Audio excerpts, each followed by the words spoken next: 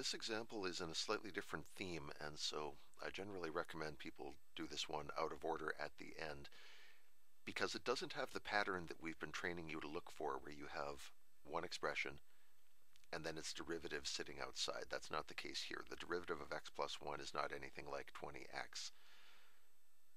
But there is a way a substitution can help us with this. If you start out with, you might be thinking u equals x plus 1, and I agree that's probably the best choice. Can that help us at all with this integral? Well, if we do du here, we get dx. So let's see what we can cover here. The x plus 1, this, we can replace with u. The dx we can replace with du. So far so good. We have our square root here, and we have this 20x is the part that we have not covered yet. But there's a way that we can still use the substitution here.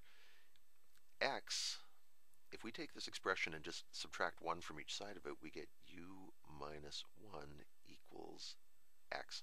So we have to make a little tweak, but we can replace that x with u minus 1. Let's do that and see if it actually helps. Our new integral is going to be 20. I'm going to kick that outside because I can. X gets replaced with u minus 1. The square root of x plus 1 gets replaced with the square root of u, or u to the half. And then dx gets replaced with du.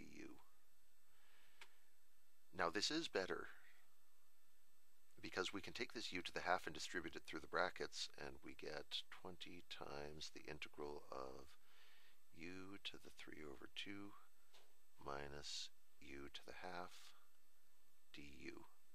And now the power rule can help. We get 20 times, let's see, increase this power by 1, divide by the new power, minus increase that power by 1, divide by the new power, meaning multiply by its reciprocal, and then we have a constant. So if we clean this up, we get 20 times 2 is 40, divided by 5 is 8, u to the 5 over 2, minus 8 times 2 is 16, or sorry, 20 divided by 2 is 40, divided by 3, nothing we can do with that, u to the 3 over 2, plus c. And so if we clean that up, u is x plus 1. If I plug that back in, we get 8 u to the 5 over 2 minus 40 over 3 u again. Whoops, sorry. I said u, I meant to write x plus 1. To the 3 over 2 plus c.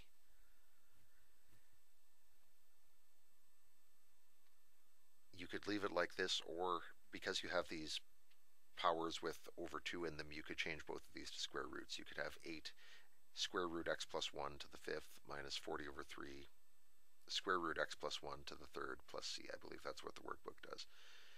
But anyway, this is an integral that is pretty much undoable in the original form, but doing a substitution allows us to get something that's a little bit more tractable.